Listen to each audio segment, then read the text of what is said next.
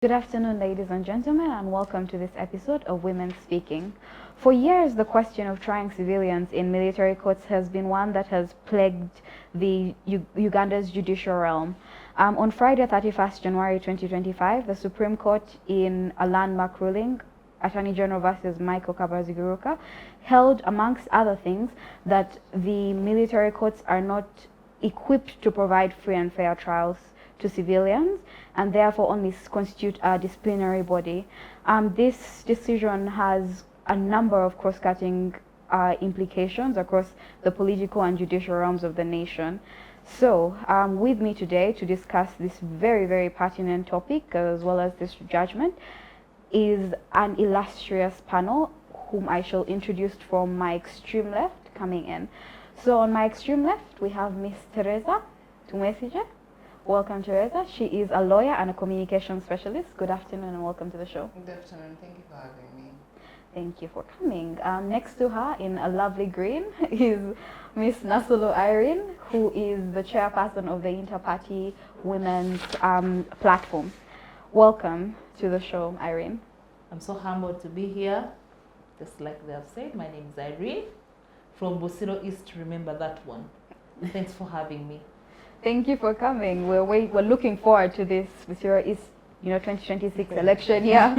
So, right next to her, in a lovely red as well, is our frontliner at this point, means Nancy Caroline Ayot. Nancy is a lawyer, a feminist lawyer, and a writer. Nancy, welcome to the show. We look forward to your ever-riveting opinions. I always say thank you for having me again, but it's getting old. I'm happy to be here. We are, as usual, happy to have you. And then right next to me is a face that I'm sure is familiar to most Ugandans, Honorable Proscovia Salam Musumba, who was just from Kamuli. Welcome, Honorable. Thank you very much. I'm glad to be on this panel with you ladies. Yes, young ladies. We're definitely glad to have you here. I'm sure this is going to be quite the discussion with your opinions and the rest of the panel here.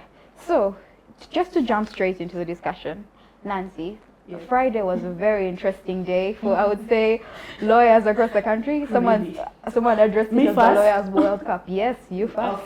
Okay. Someone addressed it as the Lawyers World Cup. Very, very exciting.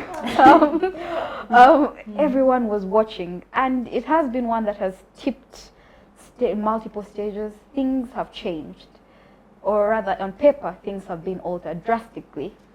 Now, the Supreme Court has, amongst other things, held that civilians should not be tried in military courts. But they didn't just stop there, did they? They went ahead to categorize the military courts as not a court per se, but a disciplinary body. And amongst other things, they went on to tell us that even trying military officers that had committed crimes against civilians, or rather in regards to civilian cases, would rather be best placed in civilian courts that are more equipped to provide free and fair trials. Yeah. This ruling was phenomenal, right? Of course, absolutely. Unexpected. I would just like you to give us a brief background of this all, how we got here, how this question came into play, and also just this case, and then also what were the findings, what were the holdings in this case? Thank you so much. Background, not so much. Not so much, but I believe that everyone has been aware about the trial of civilians in military courts, especially during the election year such as this, or during the height of political seasons. And perhaps this judgment came in very timely with Dr. Kizza Besigye's incarceration. And right at this moment, I do know that people are hyped because on a morning show today on NBS, Honorable Lukwago was saying the military courts are done for. Okay, more emphatically, but that was not the case. That was not what the judgment was all about. It's not that they are done for. However, one of the biggest considerations during this judgment was whether the competence of a court, of the military courts to try civilians or to try to Even try criminal military. offenses at all. And they said that the military courts did not have the competence based on the fact that they do not have the right personnel, they do not have the right legal knowledge, to put it simply, to try these cases because they've not gone through the 4 years of law school or gone to LDC. They are not competent like that. Know nothing. They know nothing. Know Yes. And then secondly, due to the fact that they answer to the higher authority, therefore their decisions will always be affected by who they answer to. So there's no separation of power. There is no separation, there is no judicial The independence. high authority is the commander-in-chief. Exactly, the high authority is the commander-in-chief.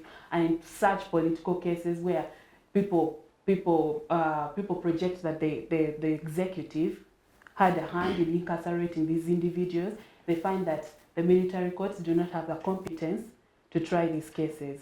But I think to look at it more, I'm going to be following in my notebook, just to get my thought process.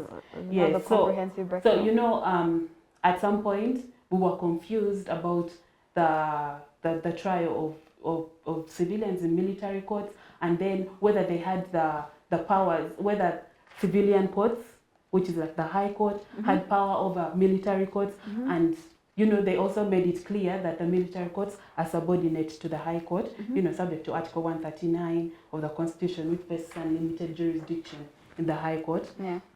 And then also it talks about the constitutional violations that happen in the military court. That's the right to a fair trial, majorly the non-derogable rights. When you talk about non-derogable rights, those are rights that should not be interfered with under any circumstances, whether it is war, whether it's an emergency. They include the right to life, the freedom from torture, and many other things.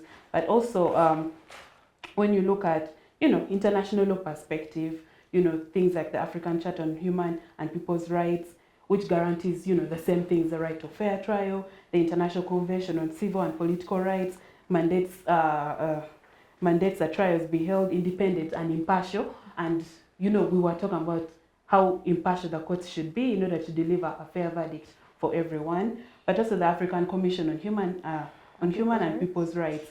So it means that civilians should not be subjected to military court trials. So the long-standing practice must be dismantled. But also the perspective of the principle of prospective annulment. This one means that this is one of the issues that came up. It means that that persons should not decisions that have already been made by the military courts should not be reversed based on this judgment, even though they're no longer competent to try ongoing cases right now, or those that were about to be presented before them. So this, of course, brings us the question of those who have already had the miscarriage of justice at their hands, and what becomes of them. But also, the broad constitutional inconsistency of the court martials was also talked about. How the proceedings are held, that they're inconsistent with the constitutional provisions. And of course, we are also looking at the broader political and human rights implications, which is the misuse of military courts for political suppression, the implications on the rule of law and governance, the reinforcing of judicial independence at this point, then curbing the executive overreach on other arms of government. Then, of course, it has set a big legal precedent in all of this, and it aligns Uganda with many international standards of human rights. Now, of course, there were certain recommendations that were made, which is strengthening civilian judicial oversight. Parliament should enact laws regulating military courts within the constitutional boundaries, the Judicial Service Commission appointing putting clearer mechanisms of appointment, then establishing a civilian review commission panel to examine those who have had wrongful convictions under the military trials. And of course, there was advocacy for legislative amendments, like the amendment of the UPDF Act with so many provisions, like the famous 117, which allowed civilians to be tried under the military jurisdiction. So, conclusively, civilian courts were held to hold supremacy over the military courts. Judicial independence emphasized everyone was worried that, the decision might look like what the president would have said or what the executive arm of the government would have said. But I believe this established that there's some independence within the judiciary, and then the constitutional protections for fair trial were upheld, and the necessity for legal reforms again emphasized. Okay, that's very interesting. Amongst other things, there was made mention of military officers themselves being tried in military courts. Tell us more about what was decided in that regard. Oh, in that regard, Theresa will help me with that. But I do know that they said that the civilian courts are competent to try military officers for criminal offences, because there is provision for that. The criminal courts that provide for that, and that the court martials, because of the fact that they do not seem to be impartial. To be impartial, they cannot try cases that will give someone a life sentence, for example, or something that will put someone on the death penalty, because we say that we would rather have 100 criminals free than incarcerate an innocent person. Yes, I believe that was the thought behind it. Okay, so when we say they're not competent exactly, just give us a brief highlight of this. Is it in regards to their education? Is it in regards to their training? Is it in regards to... Tell us more what you mean by... Well, I said that earlier, but just to re-emphasize, according to Justice Owindolo, the Chief Justice, he said they do not go through the trainings that lawyers or the judges, those who are competent to sit on a bench, go through, and therefore they may not know how to properly adjudicate cases. They only go through the military training and therefore adjudicate things with a military perspective, number one. And then number two,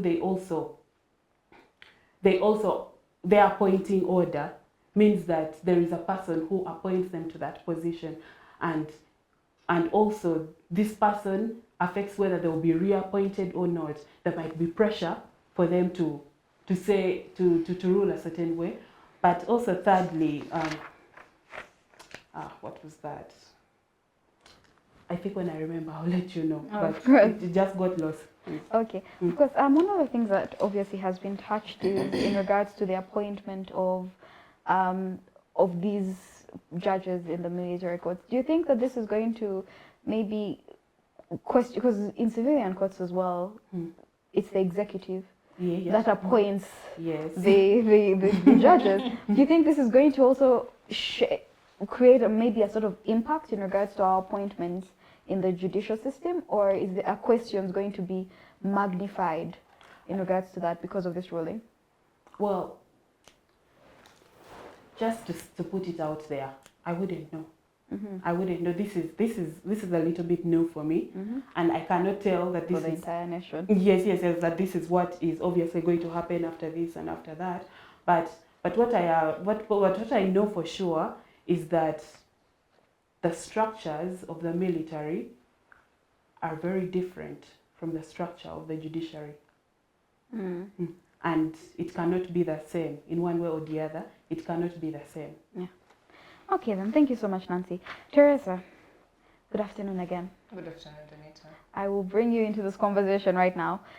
Right now, we still have civilian cases that are in the military court. Now, obviously, one of the things that was held was for the immediate transfer of them to civilian courts. I just want you to help us understand more the fate of these civilians, especially in regards to what Nancy mentioned about them. They are not being essentially the law not working retrospectively.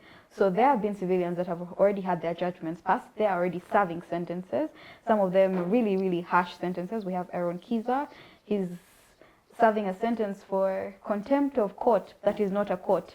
But so the question is very, very the question in regards to the fate of the civilians who have had their cases being passed. Is there maybe an avenue in regards to retrial in civilian courts that they could take up? And then also for those that are already facing charges right now, what's the process of transferring the cases? How long maybe has there been talk of the anticipation of the duration it will take, and the logistics of it all? Okay, thank you. Those are very interesting, broad questions. In my perspective, I will begin from whether the General Court Martial is a court. Yes, it is a court. From the judgment. It is a court, of course, with issues that need to be rectified in terms of the constitution of the court. One of the pertinent orders, not suggestions, by the Supreme Court, one of the pertinent orders was that, one of the pertinent orders was that judicial officers, civilian judicial officers, be appointed to the courts martial as well, in consultation with the Judicial Service Commission. Military members of the courts martial be appointed in consultation with the Judicial Service Commission. That will bring in the land element, and that will also ensure that the military members of the court at least have some oversight that's in there with them in the court, and as well have some knowledge of what it means to be a judicial officer or to serve in that capacity. Now, on the matter of whether the courts martial are courts, yes, they are. It was in the lead judgment by the Chief Justice. I am going to quote and say, first, I will say the General Court Martial or the courts martial system are subordinate to the High Court. Now, in the CJ's judgment, he says verbatim, GCM is a part of the courts of judicature referred to in Chapter 8, albeit with special limited jurisdiction. And he likened the establishment of the court martial to the industrial court, which was set up specifically to handle labor disputes. And this one was also established in the same way to handle this particular military arm. Now, the tribunals in the military system, in the military justice system, are the unit disciplinary committees and the summary trial authority. Those are the tribunals. The courts martial are courts. And I've seen it move around a lot. Even today, one NBS reporter was reporting outside the court in Machindia and said her final word was the tribunal. It's a court. Through the Gender People's Defense Force Act. The Act, yes. The General Court Martial was established under the UPDF Act, which was enacted by Parliament, will have the power to enact laws which establish courts. That power is given to them by the Constitution. I'm going to read this Article 129. I feel like when we say the Constitution, this, that, many people don't know the Constitution. They don't know what it looks like. They don't know what is article. You people, you lawyers are just saying. So I'm going to read the provision. So I'm going to say Article 129 lists the courts of record. The courts of record are the Supreme Court, the Court of Appeal / Constitutional Court, and then the High Court. Now, it lists the courts of record and empowers Parliament to establish subordinate courts, underlying that, subordinate courts by laws. And one of these laws, as I've said, is the UPDF Act, of which Section 195 thereof establishes the General Court Martial. So it is a duly established court with defects in impartiality, with defects in constitution, with defects in legal knowledge, as far as we know as civilians. So I will also emphasize that not just being enacted by Parliament, the Constitution envisioned the Commander-in-Chief? No. It envisioned or it anticipated the establishment of courts martial. In Article 257, which is the interpretation clause of the Constitution, I'm going to read it Go ahead. so that we don't miss out anything. So, Sabbatical 2 says, in this constitution, unless the context otherwise refers, a reference to an office in the public service includes 1.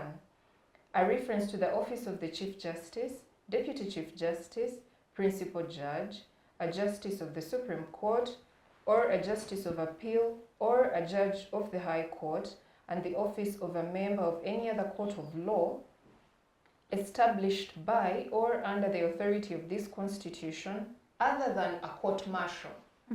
So that is in Article 257. So it's not an accident that we have courts-martial. It was envisioned and they have the authority with defects. And I will have to say that, of course, this is a landmark judgment. We've all been holding our breaths. One of my seniors asked on his Twitter account whether this, in anticipation of the judgment, whether it would be the gift of a lifetime or whether the ghost of Expatrimatov would continue to roar in the night. So I believe that in the history of Uganda, this is huge. This is big for me. We were all watching, some of us were on our knees praying and, listening to every word. So this was a test for the Supreme Court and they passed. In the eyes of the civilians, they passed.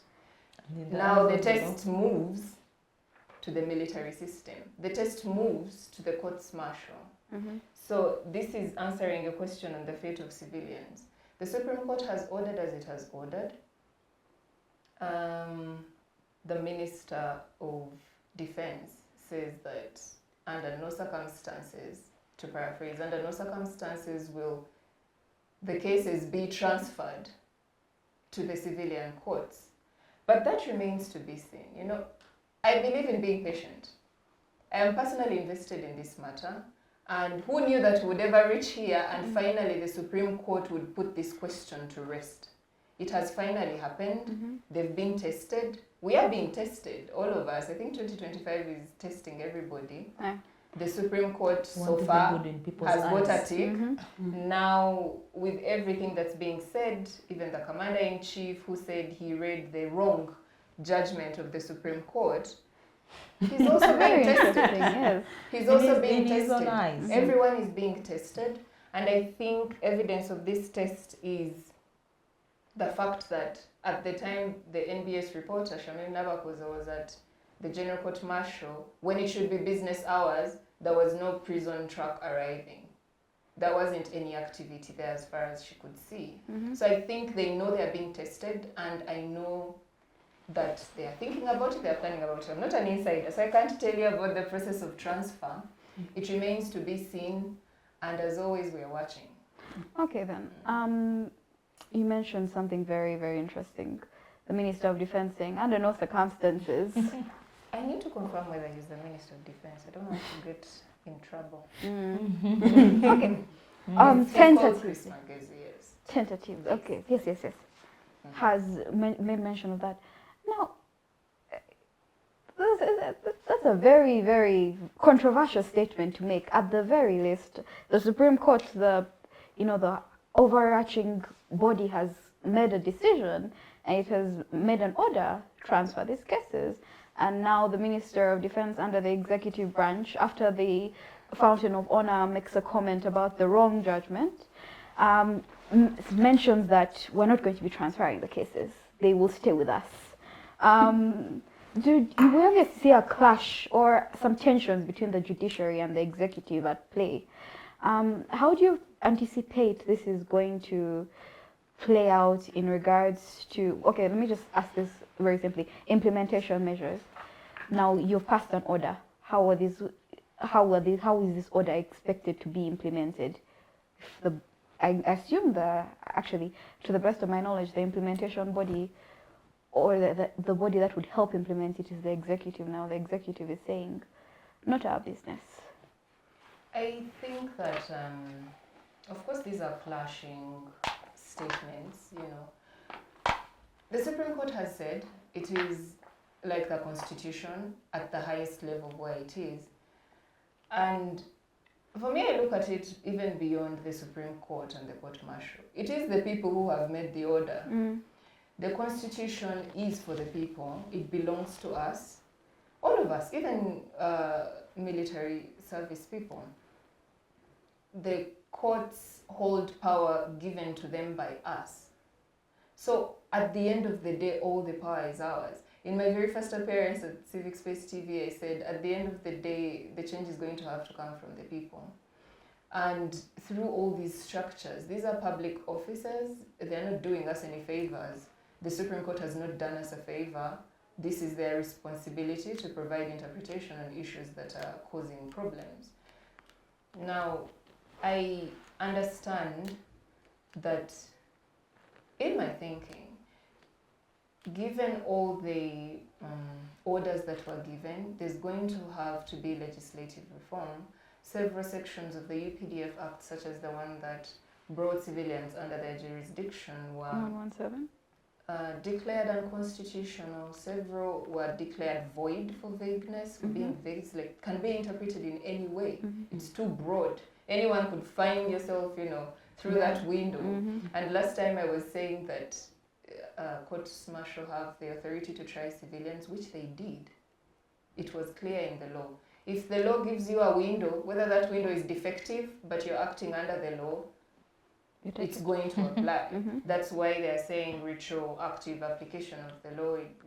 In some cases that are concluded and they've exhausted all appeals, are not going to be affected by the decision.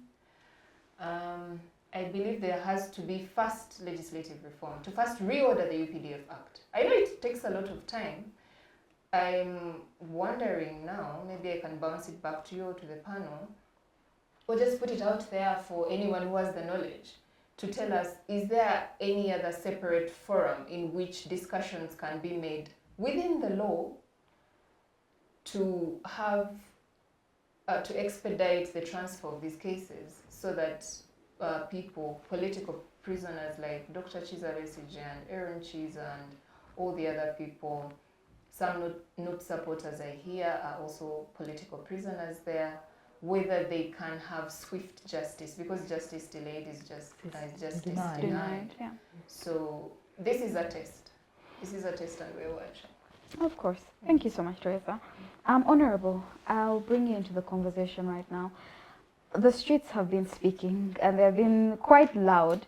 One of the things that has come up in this discussion was the fact that we're in 2025. Next year, just around the corner, is 2026. So a lot of discussion was about the political motivation of this decision. I know we speak of the separation of powers, the executive and the judiciary are completely theoretically ought to be independent, but history has shown us that we are more intertwined than we would like to believe. What is your opinion in regards to those that are saying that this decision has only been made because we're in 2025 and 2025 was the right time?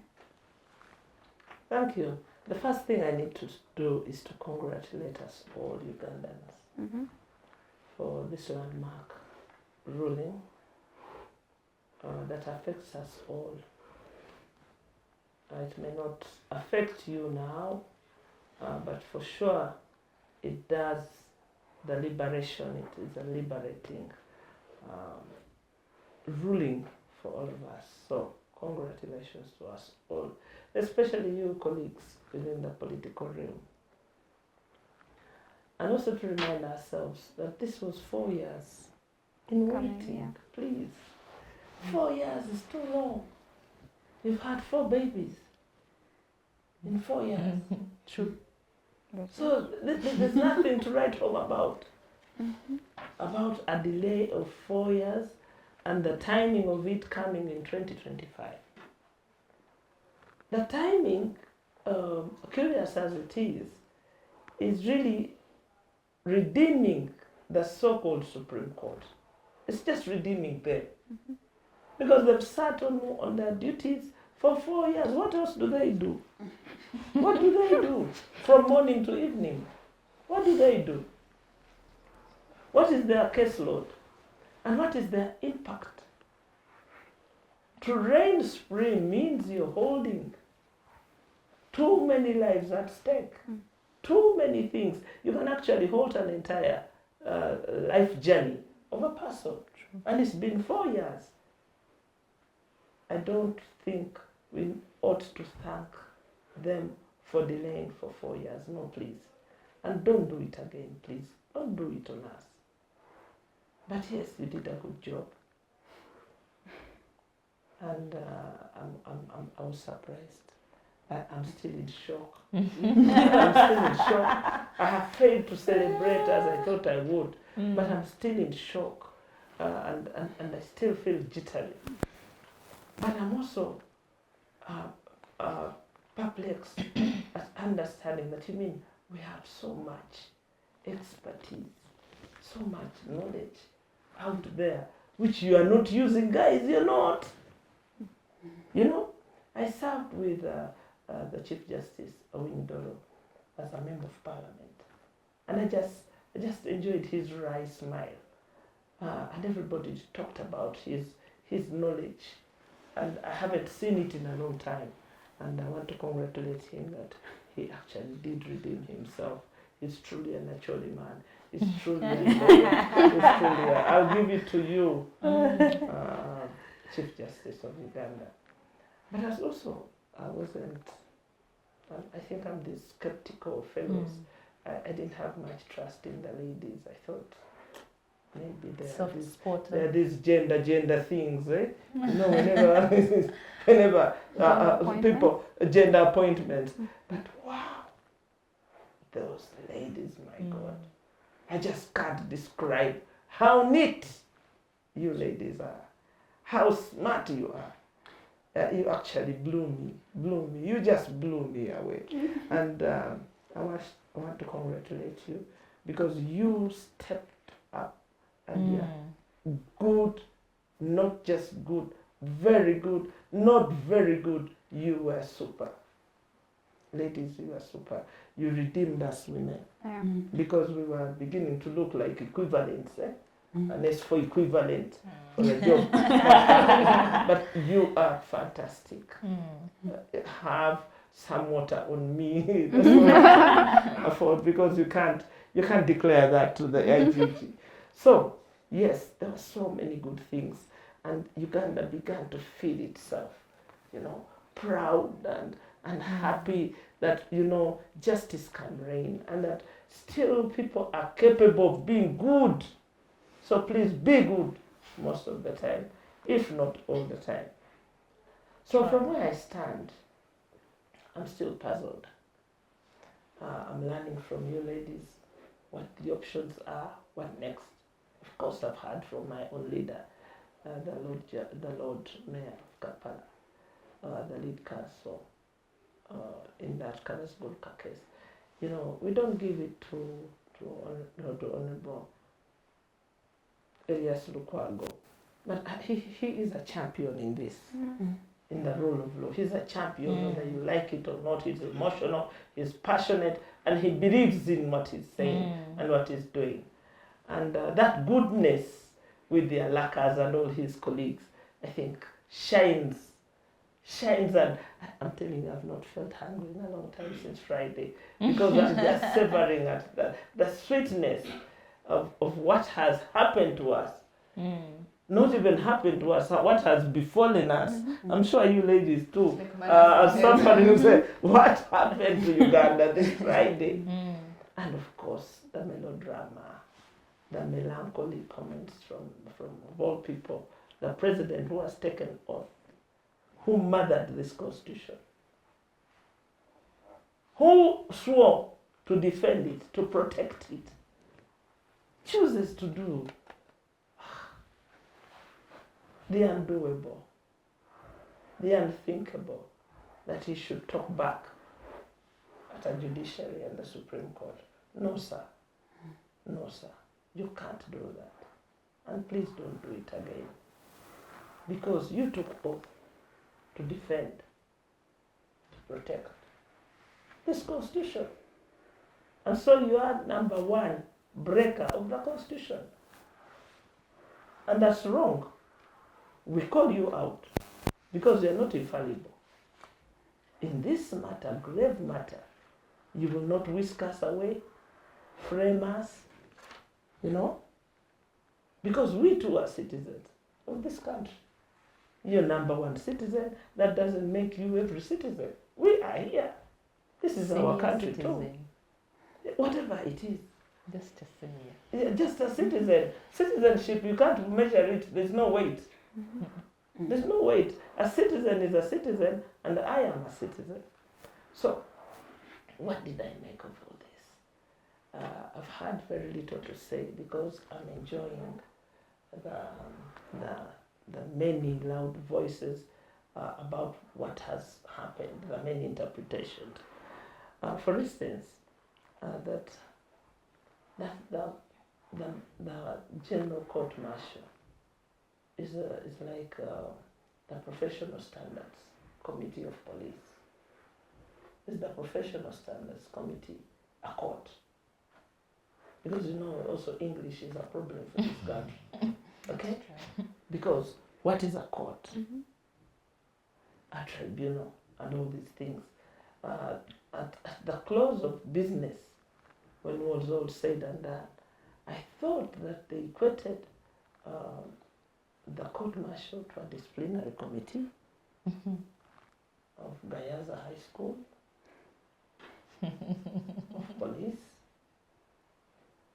following the code of conduct. And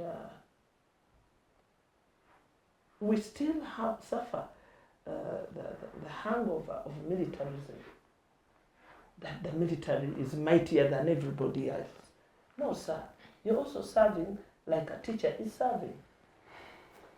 You're also serving like the lawyer is, like the doctor is. The doctor will not stand on your body and claim to know it better than you, and claim superiority, even when you're his superior professionally, when you're on the table. True. Okay? So this business of militarism, this business of undermining civilian authority, in itself needs to be checked.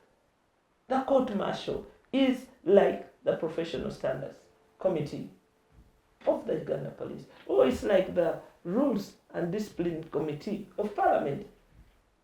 Would the Committee on Rules and Discipline take a member of Parliament to court, to prison? Because they too have an institutional mechanism of discipline. So I would want this realigned and reframed to make it very, very clear. What function does the court martial serve? Do you know the court martial in the British police, the British Army? Do you? I'm not aware. Nothing. I haven't. Do you know anything about apart from Guantanamo Bay when all these things were happening? Did you know that what the military does with itself within the military institutions? So really, we need to review the role of the court martial within the military. It has nothing to do with us, by the way. We civilians, we have no business with you military. We made a choice, we don't want to be part of you, and please stay there. We cannot all be there. And we don't want. Some of us don't want. True. And for you to tell me that when I'm found in possession of things that are usually the property of the military, tell me, which are these? Which are these? The military stores, the bullets, the grenades, the tankers. Did you find a tank at my house? Did you find a military drone at my house? What happened? Because the state has fabricated evidence to people they want to penalize. They have fabricated, and they are not even good at fabrication. Look at what they have done with Dr. Theresa Tumwesigye when they amended the charge sheet. They bring a man who has been with them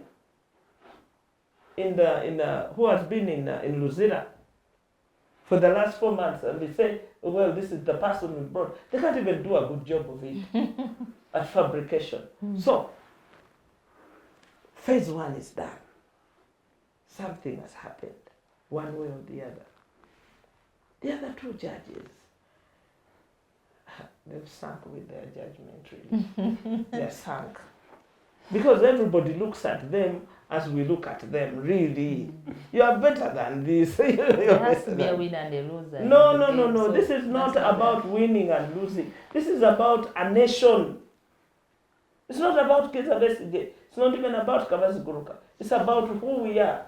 We are still military-minded fellows. We are not Democrats. Don't seek election when you're not a Democrat. Don't bother. Because being a Democrat means that you will understand that you do not have, the man in boots does not have to put his boot on your neck. And even the guys with the boots should know that no man is worth leading another except with their consent. I mean, if you can't convince me, at school we used to call it the power of convince. If you can't convince me, then you're not good enough. You are thug. So, this thuggery that is made legal, we should clean up. True. We must clean up. This country belongs to us all. If we can't clean it up for ourselves, let's clean up for the next generation. Because the next generation doesn't know these things. They don't. Be kind and be fair. For us, we are done. Some of us, we are done. Our tour of duty on earth is getting done. So it's not about me. It's not even about my cohort.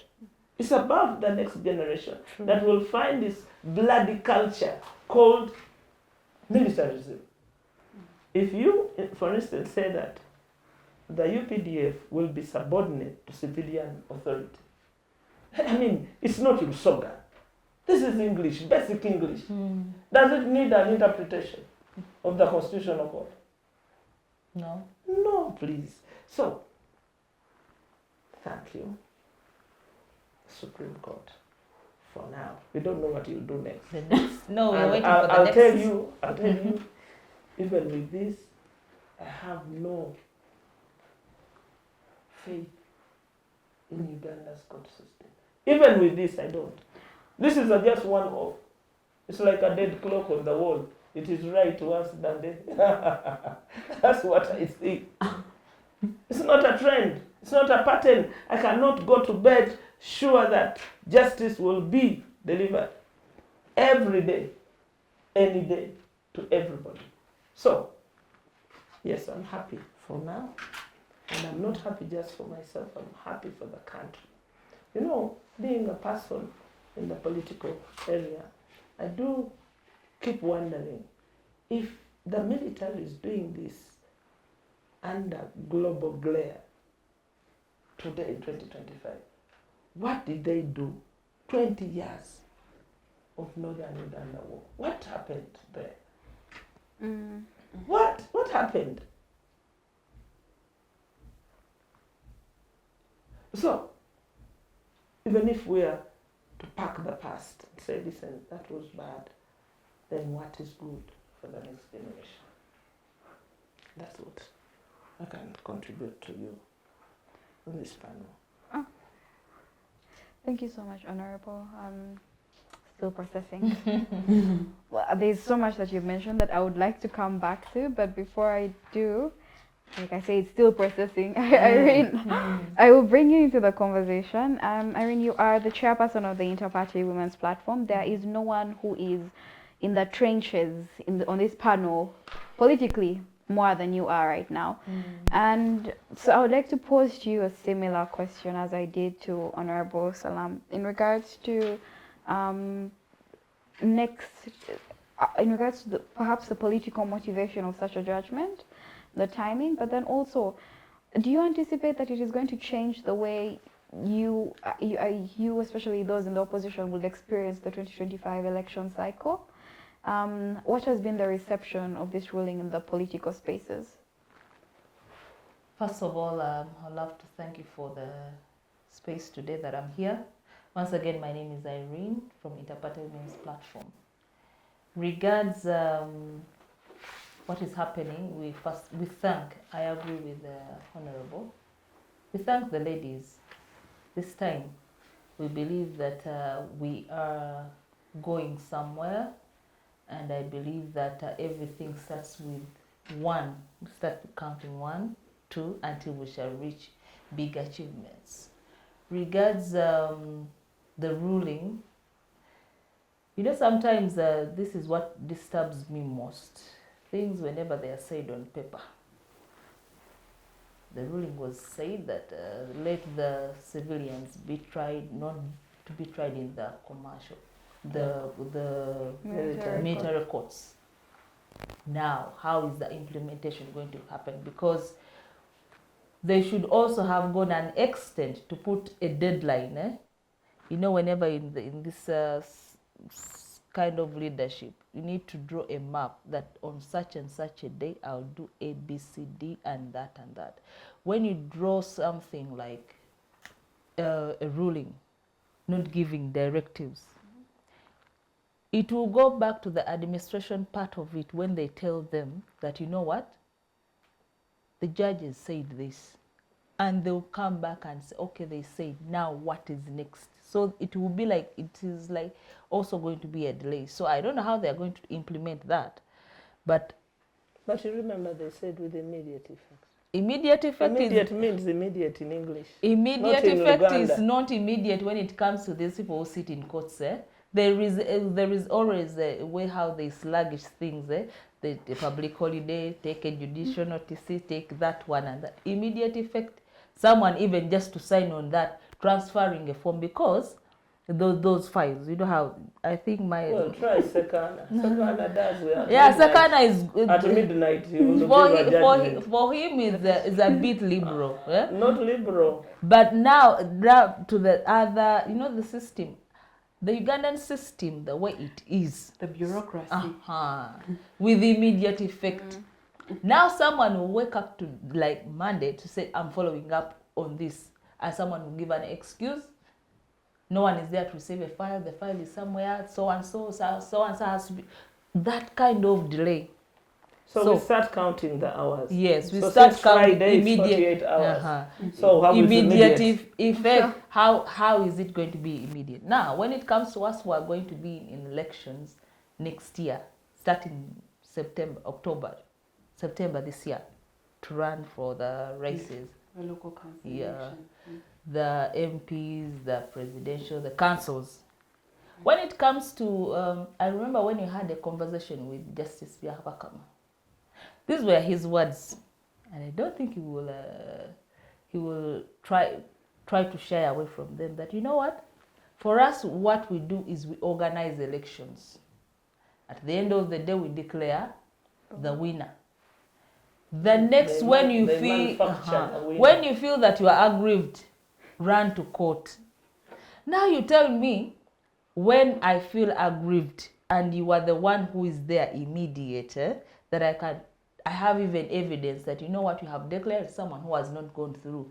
This is the evidence. And you give time for evidence to be tampered with, because when it comes to elections, whenever you are said to go to court, filing fees, the lawyer, the what, come back today, giving even if just a hearing date, sometimes it stalls. So I don't know whether that was for us now who are in going to go in elections very soon, because it always stalls on us. At the end of the day, it comes back, how good is the administration part of it when it comes to adjourning cases?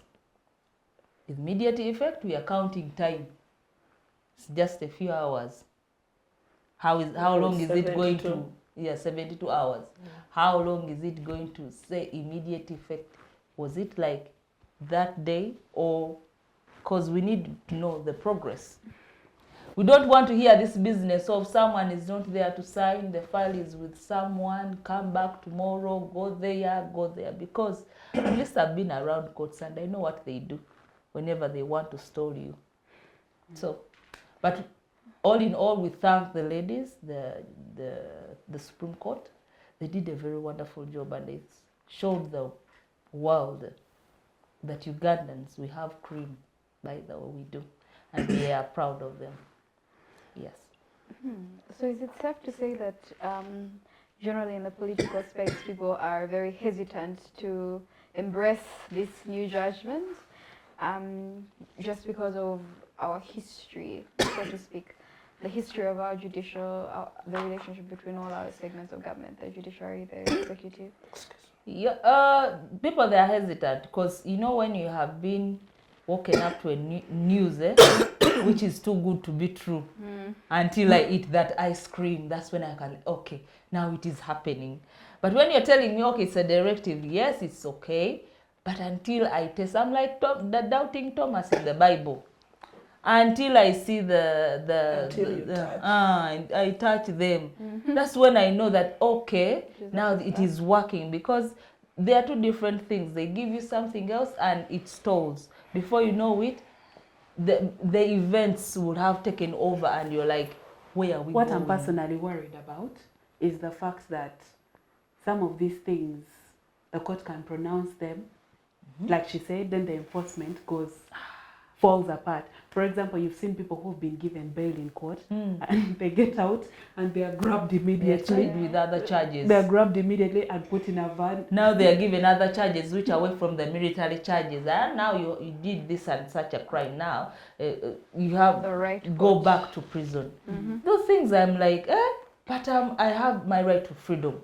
Now I'm out and now you are rearresting me. Those things I'm like, Are they trying to say that the court is something else? Whenever it gives a direction that so and so be released, should I also as immediately as I'm released go back again? Those things, I think the enforcement part of it, because I think when they have a target that they want you to be in prison, there is something that they want to store. They should come out in public and they tell us what they want to store, keeping those people away from all that while in prison without a fair hearing. And even to that matter, why they have been trying them in the military courts when the civilian courts they are there. Because they know that the way the military is brought up is like, it is a command. And for us, we are not, the civilians, we don't have that command, you know, stand straight, march like this, don't look like that. No. We are free spirits, we have human rights. They too have. Yeah. So I think they should rethink about it. The administrative part of it, that's what we want to see. Okay. Okay, then that is very interesting, Irene. Theresa, I'll bring you back into the conversation. Following the Supreme Court's ruling, the President released a very interesting statement. He opened it up by saying, I have received word of the Supreme Court's wrong decision in regards to this particular case. Very interesting terminology, especially coming from, you know, our, like I said earlier, our founding owner, but also the leader of another branch of government. Some would call it controversial, some would call it, you know, infringing upon the separation of power. But then he went ahead to mention a few other things, one of which really struck me in regards to the amendment of the Constitution. Let alone, let's leave aside the amendment of the UPDF Act, amending our Constitution once more to make it so that civilians could be tried before the military courts because they are of such pertinence. They are a central factor of our governing system. So the President says. Is this a possibility? Is the possibility of amendment actually one that we should actually be looking to happening? What would that look like? And what would the far-reaching effects be on our judicial system? Because you don't just amend the Constitution, our grand norm, and then we just walk away. It's not something that is very. It sets a horrible precedent, if I would speak. Go ahead. Okay, so this issue in itself, for me, I've already said, goes beyond just even the 1995 Constitution.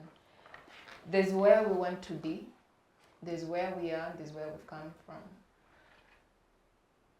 I think it's unfortunate sometimes we consider ourselves, of course, the entity of Uganda did not exist before a certain point, but we who are here now, we did not spontaneously appear in 1962. Our parents, we have parents who are older than 1962. We come from a line of people. We have a history. We have ancestors and ancestors and ancestors who have come from somewhere. We are not just in the now, you know. We're not just as we are now, although it's good to look at the now with the historical lens and the futuristic lens. Now, that said, we must appreciate the history of Uganda in the constitution, bearing in mind our turbulent history, bloody and all that, aware of all those things. Now, therefore, this is what we want as Ugandans. And we put down these beautiful aspirations, and that is what we wanted. It was an aspiration. It still is. The constitution is an aspiration. Just as we are saying that, I just want to relate it to something and say these non-derogable rights, these absolute rights, freedom from torture. I know right now, as I am speaking, there is probably a maid that is torturing a child, sorry. There is probably a man that's torturing his wife. One person is torturing another. Someone is a slave somewhere in this country. Those are things that are not supposed to happen, but they are happening. That's why the Constitution is the guiding light. The Constitution is the guiding light that we work to. The Constitution is what puts all of us in line, is what is supposed to put all of us in line. That's why it's the grand norm. That's why there is a constitutional court to interpret it for us. If someone says, hey, actually I'm being persecuted for one reason or another, and this law says that it gives a window for me to be persecuted, and yet the Constitution says it's not supposed to be happening, what do we do? They interpret it. If that law is supposed to be struck out, if a provision is supposed to be struck out, it's struck out, right? And then it's made clear, because everything is under the light of the Constitution, including the UPDF Act. There were defects which needed to be clarified way beyond even this Kabaziguruka case. Someone says this has been 30 years in the making. It's not just the UPDF Act that we have now, that we had now with several amendments supposed to happen or ordered to happen. The UPDF Act was passed bearing in mind Uganda's military history and the critical role of the military in the stability of Uganda and also the region. Now, you can have a role and then abuse it at some points. That's why the law is supposed to be there to catch you. It gives you power, it also takes away from you. So if you do something that you're not supposed to do, whether you're a civilian or an officer or an entire army, there are sanctions on you. There are supposed to be sanctions on you, just as for everybody else. Now, it's important for us to consider, really, ideally, no one wants to be in the court-martial. No. But if we look at the history and the sensitivity of some things, me saying this thing, I'm not trying to defend anything. I'm not defending the president's statement. But I'm just trying to put myself in his mind. I'm just trying to put myself in his mind. Because it's the mind. I have my mind. I'm just trying to interpret it. I'm just trying to interpret it from where he's coming from. We cannot deny the sensitivity of security, but that does not mean we deny people's rights as well, right? That's where the Constitution comes in to guide. Every law must be interpreted, must be construed with modifications that bring them into conformity with the Constitution. We've seen that, it has happened. The president saying that the Constitution needs to be amended, I can see where that would come from. I can see where that would come from. Of course, politics is a real beast. Politics is a beast. If they want you, whether in a civilian court or a military court, the person with the power will get you. Whether it's power of arms, whether it's power of money, whether it's power of whatever, being someone who's more powerful than you will get you. That's the unfortunate bit of it. If they're allowed by the law, then they will even get you in a better way, right? Yeah. Nobody wants that. Now, there was a judgment, a dissenting view that says, this one says, I wrote them down actually. In a nutshell, Justices Musoke and Wamgemere don't try civilians in the court martial even if they are dead soldiers, right? Maybe you have a gun, you've helped a military person to commit a certain crime, maybe you're hiding him when he's going against the state or whatever. Justice Mugenyi says that try those that are bet. Try those civilians that are bet that are bet soldiers in committing crimes. Now that means that, okay, maybe she's looking at the security perspective and say if in extenuating circumstances, bring this person under the jurisdiction of the military courts. But really, in a nutshell, we all know that civilians are not supposed to be tried in the military courts, as the Supreme Court agreed with us. Yeah. Now, on the matter of amendment, it is seen as the executive. Once again, I don't really think that there's any real separation of powers in any country, let alone Uganda. Now, we've argued so many times, advocates, even magistrates, judicial officers themselves saying, the judiciary is being impacted by the executive, nothing is fair, or this rich person, you've gone against a rich person in court and you know your file is going to disappear, whether it's by the executive, whether it's by a rich person, whether it's by another person in authority. Once you're up against something that's stronger than you, there's never really going to be real independence. Now, the president suggesting an amendment of the constitution to bring the civilians the civilians in the courts is problematic, but amendments have happened. Our beautiful constitution is no longer what it was. You know, it's been looked at, poked, prodded, sliced, patched up, grafted things, you know. Someone once wrote that the constitution of Uganda, unfortunately, is not worth the ink in which it was written. That is an unfortunate statement. It's been butchered before. They removed age limits. They removed term. Yes, they've removed term limits. And while it was unfortunate and not in the spirit of what Ugandans wanted, especially those two provisions, the amendments stand because they actually went through the process of amendment that is given in the constitution itself. It says certain things must be amended by referendum, provides for those chapters and those particular articles that must be having the voice of the people through a referendum. And for the others, it provides that can be amended by Parliament in specific steps. That is what was done, unfortunately, in age limits. That is what was done for term limits. And they stand because they were done according to procedure.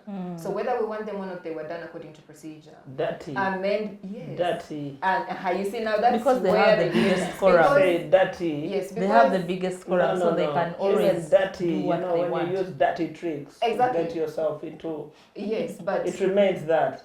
Like I said, the window that allows something wrong, until a light is shown on it, the window will continue to be used. That is my point. Now, an amendment can be done. To what? To bring civilians, I will say, into the arms of the courts martial, because necessary for that whether it's amendment, necessary is a different matter. What has Can motivated other amendments is the question. Now, it's not just the military that's being tested, it's the legislature. I had a conversation with a serving member of parliament. I've always posited that Parliament continues to let us down. They don't care about us, and I stand by these words. They only care about themselves. And I will say that without fear of contradiction. Whatever serves them is what they will do. Then they remember us, oh, hey, you're actually poor. Sorry, I couldn't do what was right. That you're supposed to get a good road or education. But Oh, vote by the me way, here's 1,000 shillings, vote for me. That's all we are worth to them. This is a test for them to see. It's a huge dream. I even have more faith in the military than I have in parliament, unfortunately. Oh. They're But you know, the supposed matter to- is bigger than just that. Yeah, it's You see, Mhm. when we choose to be governed by the ruled by law yes. in an apartheid-like manner, Mm. it's very dangerous. That's So, the so we unfortunate cannot, bit of it. let's not try to explain away what what is being proposed, what is being thrown at us. It is unjust and called for, Exactly. because it takes us to the apartheid South Africa style, where apartheid now is between the military and the civilian. That's why I'm saying So, parliament now. It's not parliament, it's it's us. everybody. Yes, it's us. us. And that See? even makes the next election very, very key. Critical. Do not elect anybody that cannot stand on their feet to defend you. Exactly. Exactly. Just don't. Exactly. But you see, our leaders, I believe, are a reflection of us. Because we keep voting these people into power. We don't vote them. Unfortunately, we do. They we don't. steal. You see, some do. Them way. Maybe themselves. Nope also steals elections because they are MPs. Everybody does. They do steal. Someone has said everyone does ballot stuffing, and that was not a member of the NRM. Now, just to bring my point home and to conclude it, is this. Something that is unjust has been proposed to be done to the Constitution once again. Just that now this is it more public. necessary? Once again, it's being done. Now, is Parliament going to let us down again after that's the what seeing point. how happy everybody is? That remains to be seen.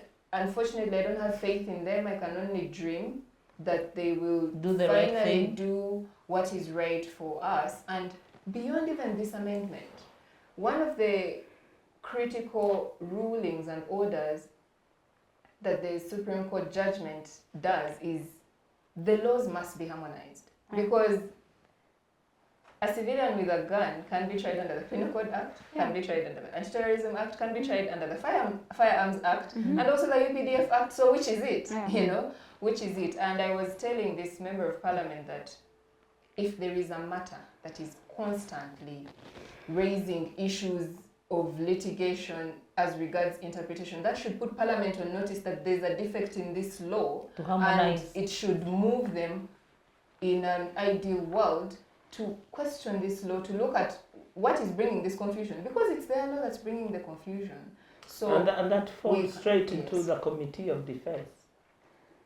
I think instead of even looking at the monies, it's the way to rationalize, to harmonize the laws, the laws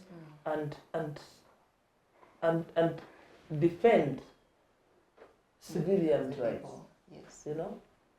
But do you see that competence? I have no faith Me, in I think Parliament. it's high time the military courts or whatever, they look back where they have come from. Mzee has been talking about the liberation that he did. We thank you for that. We have been sleeping. But it's high time, eh? You know, my daughter, she tells me, you grow up in the old, where you used to walk to school, where you used to have that and that. Those things are long overgone, because at least when you establish peace, when people, they can sleep, as if sleep is the But best is thing that is the reason they didn't sleep? Besides moving away from that, okay, Is the reason why they okay, didn't this is sleep? what I'm trying to say, that moving away from the sleeping and all that, the military should think, now that it has established whatever, can't you really trust the civilians to also be It's independent? not up to them. Listen, it's That not is something up to that- them. It's not up to them. Can I bring Because if it's not, then what it is? It's not up to them. It's about the people Because of Uganda. even up us to now, all. the military thinks that Uganda cannot have a civilian president. Me, I'm looking at one day. That's and why I wake you up. go wrong, because you repeat what they say. What do we say? What does the Constitution say? Please. Nancy, you had a perspective to add to this. Yes, I do. I think that the framers of this constitution sort of predicted this type of response from from an executive, from the lead of an executive at some point when they were enacting, when they were putting in Article 92 of the Constitution. It's an article against, it's a restriction on retrospective legislation. And it said that Parliament shall not pass any law to alter the decision or judgment of any court as between the parties to the decision or judgment. And for me, I feel like this is a big don't argue with the Supreme Court right now. Yes. And I also feel like his pronouncement, of course, is against the independence of the judiciary, True. emphasized under Article 1. Because it's the one who's appointing them. Yes, but also it's like, yeah, I should be quoted on this, but it feels like a gaslighting move or a counter-majoritarian perspective to move people against courts, as though they're saying courts did a bad thing, so let's do this right thing because we have you put some fear mongering, we have national security to think about and all those things, but in fact the thing was done to protect the rights of individuals. But have you been at rallies where the LCU and the local council one is invited to address the people? And the last thing he will say, brag about security, gulu, I have ensured the security. They're not military. So we have kept the security of this country in a non-military way.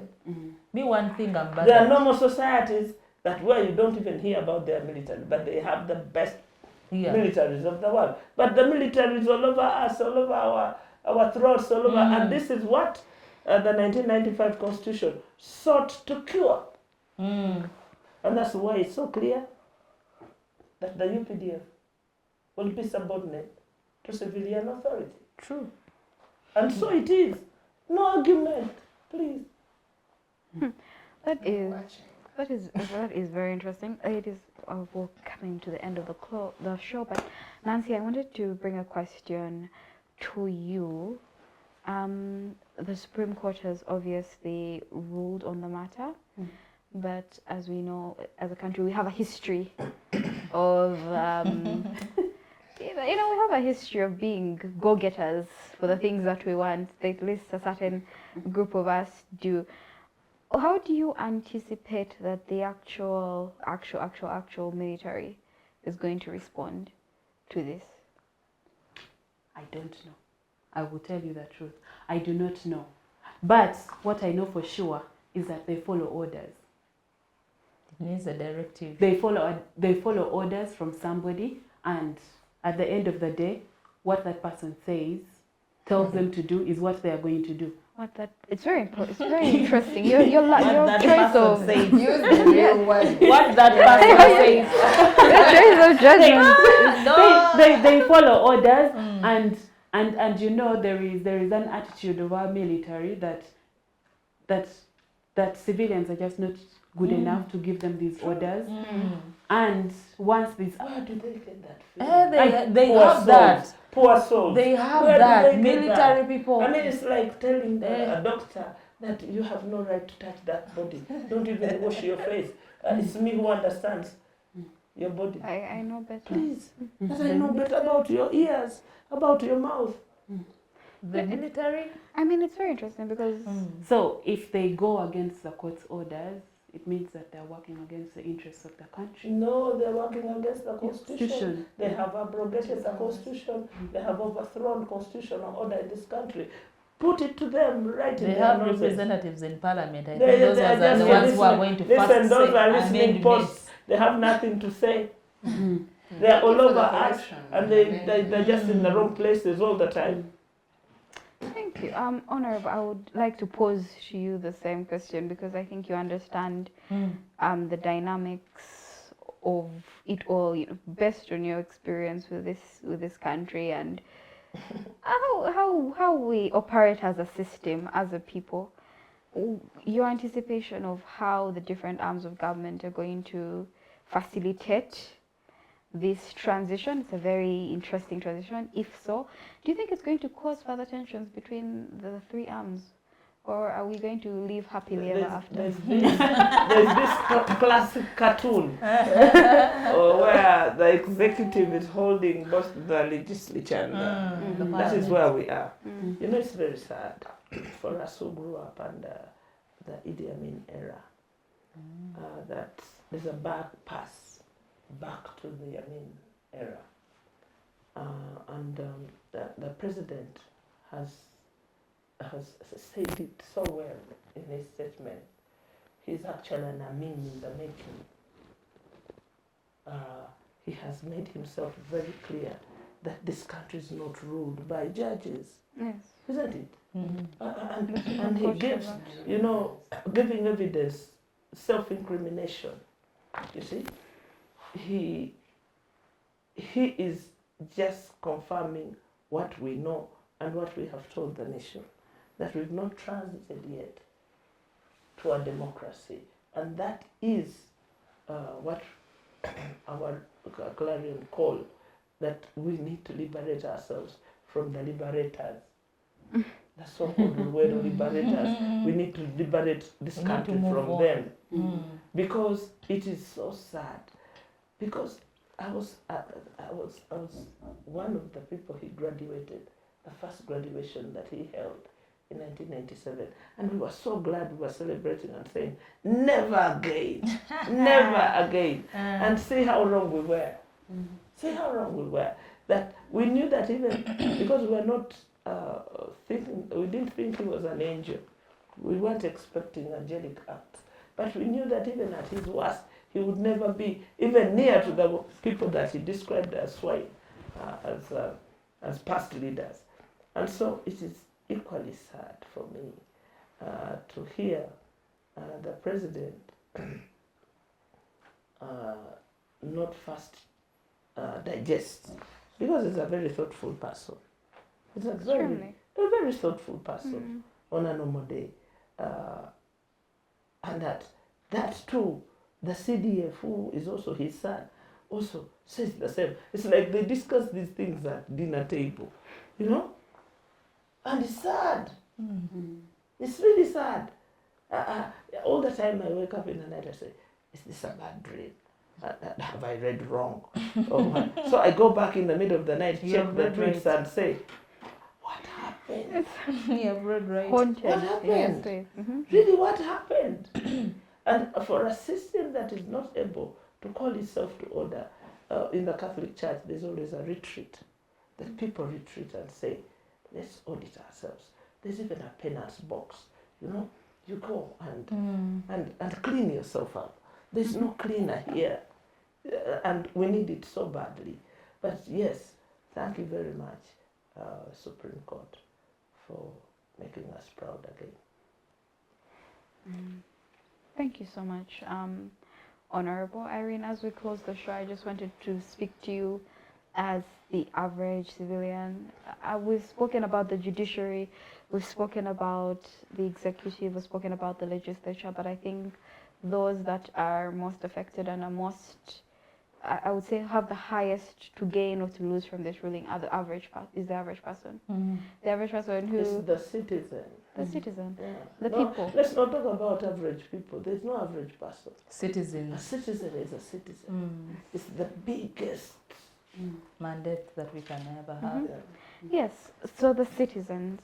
In all this, we would like to pretend, or rather, we would like to remove them from the conversation. But it is clear that the average citizen's belief system, one way or another, or their opinions, in one way or another, influences how our country is run. We have seen it before. At a certain point, we got a whole budget for roads for KCCA because people on Twitter argued that we, did a whole showcase. So as we progress towards, transitioning towards the implementation of this particular judgment, what is the burden on the average citizen to see that it is done? Not even the burden, but how can we play a role as the average, or not the average person, rather, as the citizens, to see that it is done? Where do we come in? How do we? I think we as the citizens of Uganda, our role is always to check what is happening. We should not keep quiet. Whenever an injustice is done, let's talk about it. And I think at this time, an amendment is not called for, because it's like a marriage. Not every time you quarrel, you say, I'll walk away. You cannot just walk away, you know, because those disagreements are always there. So whatever that it is that the Supreme Court passed the judgment, let it be respected for that matter. You should not be all the time amending. What are we amending now, which we didn't foresee in the past years? Because at least we have done too much damage. We should look at the other side and see, okay, now that it has been, how can we improve ourselves? It's like in the Bible tells us, whenever you realize a mistake, go back, repent, and think of a way of not doing it again. I think that's what Jesus told the lady at the well. Yeah. I know what you're doing. Go back and we know what you are doing. That is just it. Mend your ways. Mend your ways. That is it. But you don't say, no, now this one is not suiting me. Let me amend. Like in rule by law, not rule of law. Now, like the Interparty Women's Platform, we established a system that at least let us try to teach these fellas, our leaders, that you know what, it is okay to leave power. It started with Alliance as the leading chairperson. Within 6 months, we realized, okay, now it went to Democratic Party. And after 6 months, it went to Ecological Party. And after 6 months, it's going to FDC. So we are trying, these things are like babies. You know, when we were growing up, they used to give us these babies of Isanja, telling us, preparing us that anytime soon you will be a mother. We didn't know. We used to hold these babies as if they were, you know, cartoons. The dolls. Yes, but they taught us how to be good mothers in the future, not knowing that we will be. So I think as we transit power, we want to see peaceful transition of power. That is just it. And this business of amending, not every day will be amending, because even time will come when something else will happen. Will you say now we have forgotten about that one, we need also to amend? No, I think we need to be practical how we can do our work, and we'll move on for the better of the Ugandan citizen. And I believe the civilians, we are the voice. The military is just there to safeguard us, be our guards. We applaud you for being the guards. Let us do the work. Let us also think about ourselves, because it's like you are always telling us that, oh, the civilians, they don't know what they're doing. We don't matter. We do, and yet you need our... We look for votes from civilians. Yes, so... We seek validation from the civilians. When it suits you, you come to us. When it doesn't, those things I don't think, let us not be like you, Judas Iscariot. Those are my words. Thank you so much. Thank you so much, Irene. Ladies, we have come to the close of our show, but I would like to ask you to give you brief, very brief, our time has been extremely fast spent. Brief closing remarks. I will start from Honorable right next to me. Yes, uh, and then the danger, the threats that we face right from these utterances is that we continue to radicalize society, and that in itself is a time bomb. And we can do better. Within the Constitution, there are mechanisms to check ourselves, to improve ourselves, and to provide a pathway for a viable democracy in which we will all thrive. Keep doing a good job if you can judicially, because you underpin development. And thank you for making us a happy lot this weekend. I hope it lasts. we hope it lasts. Thank you, Honorable. Nancy, please go ahead. Thank you so much. As a frontliner of the show, I think every week we sort of come in to talk about what's not working in this country, and it's a bit sad. It's a bit sad that it's always something going wrong, And I was very happy to be called to the panel today because we're talking about what What happened, went what right. went right. And we had a whole lot of positives to contribute to the conversation. But also it shows me that it falls upon us, all of us, because civic rights cannot just happen miraculously. Everyone has to be talking about these things. In fact, we should talk about what's wrong, and if this doesn't go as right as it's supposed to go, we must talk about it, we must advocate for it, we must put in our passion, because our existence hinges on the existence of this country, and if it fails, that's terrible for all of us. Where are we going? Refugees like the Goma guys. Yeah. Yeah. Thank you so much, Nancy. Irene, please go ahead. Thank you so much for listening to us.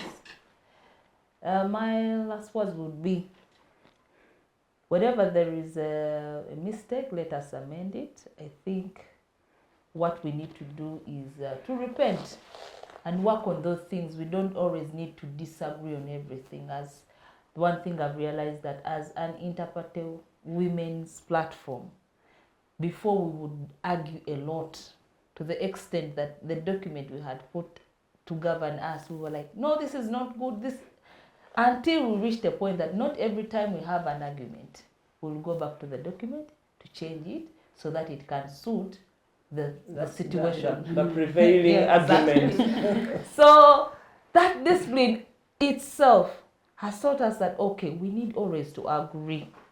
However much I don't like you, you don't like me, but at least we need to work together as citizens of Uganda. So I believe that we need to work together.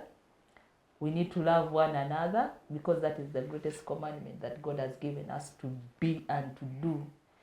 Yes, so with all said, the judiciary system, thank you so much. I've always been like, the judiciary system, your system is like, there is too much backlog, the way you toss us back and forth. But if this one, you are making us all smiles, we believe that in the near future, things will be for the better. At least we are counting one. We are waiting to reach number 2. Thank you so much. Thank you, Erin. We're waiting for number 2. Yes, please, Theresa. Yes. It's not all doom and gloom. We were happy. I have been saying, for me, my year began on Friday. So for me, I've just entered 2025. Welcome from the other side. This judgment has been a painfully long time coming. Now, civilian perspectives, I love those. I always have them. I always collect them. There's public support for the Supreme Court ruling, and we believe that it was a fair judgment for the nation. That is what I have gathered from some of the people. And we are citizens as well. Even the soldiers, they are citizens. The justices are all citizens. And we're all potential visitors of the court's martial. For me, my dream is that we reach a level where we are not just living in fear. The region we are in is very volatile. But I hope that notwithstanding, we get to a point where the people in power do not have to depend on the military to sustain them, whereby the military will do its actual role and it will be professionalized, but not used just for the protection, or mainly for the protection and sustenance of a prevailing regime. And I will also say that I want to thank Nancy for correcting me on the matter of the amendment, the possible amendment on the Constitution for us, so that and put a stop to it. Now, I say this again, Parliament, we are watching you. The judiciary, we've been watching them, we're always watching. And we're always also watching ourselves as people to see that we do the right thing. I always say, if we can't do something good for your neighbor, why do you expect your leader to do something good for you? Just as selfish as you are, that's how selfish they are. So it goes back to us being good people to one another, like she said. Parliament, please. Please. I don't want to go on my knees, but we are begging you, please, focus on what works for the people. True. Focus on bringing these laws into harmony with the Constitution. It's not that difficult. If you look away from what allowances you're going to get. Oh, I'm going to travel. I'm going to go for the East Africa Games. I hope I'm not hitting anybody. I'm going to travel here and here. And this is the money that I'm going to make. Or I'm going to sleep in Serena. Well and good, but Please. You'll come home. we are here. You know, You're watching. you are there because of us. And I hope that we realize the value of a vote. Yes. The Uganda we want, even on this matter, beyond this matter, is by us. If we recognize the value of a vote, and for you, politician, MP, LC, whoever is not giving me what I want, what's good for me, what works with the constitution, get out. Get out. That's the power we have. I hope we But remember that we have. do you know we have a problem Yes. on our hands? The Electoral Commission is saying they're updating the register, and it's not happening that way. Yeah, true. It's not happening that way. The technology and the machine, the tools they're using. They give us one right kit for a kit per per sub-county. sub-county. Do you know sub-county has about 20, 30 villages, a parish, about 6 parishes, and they've given it One kit. one kit. And they per didn't even announce. sub-county. And they didn't even announce the days that they will be in all the villages. No. So So everyone it's, is like, it's a dead on arrival. Biabakama and his team are just wasting They our announced, time but and wasting they- our future. true.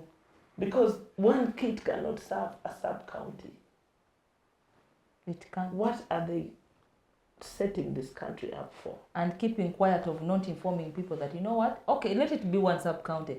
But, No, but on one such kit, and such a and date, the kit serves on a daily basis a maximum of 20 people.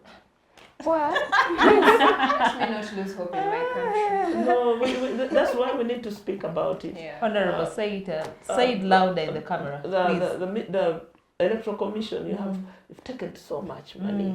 Surely, do a good job, and you're getting it wrong from the start. So there's not even number 1. Yeah. There's no 2. So we are dead on arrival. The number 1 is on the We are justice. calling you out. Please. You are actually going to cause the next problems for this country because your job is not being done well. One kit per sub-county. I mean, what happened to the kits? Did you sell them? thank you so much, Honorable. Thank you so much, ladies, for joining us this afternoon. I think this has been the longest show we have filmed on Civic Space on Women Speaking. To the audience, thank you for holding on until the very end. This is of course a topic that is of complete pertinence to us as Ugandans.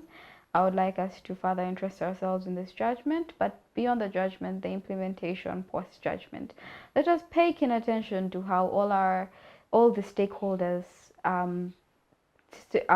play out their roles, not forgetting that we ourselves are stakeholders as well, and we ought to demand accountability, and we have a role to play. We actually have the power to make things move in a certain manner if we just are able to galvanize and we're able to speak with a central voice. The bottom line is we remain Ugandans, and Uganda remains for us and only us. So there is no phase 2 from here. It's just this place. So let us do our very best to ensure that it remains as good as it is, but as better as it could be. Thank you. Thank you, and have a good afternoon. My name is Turiho Danita.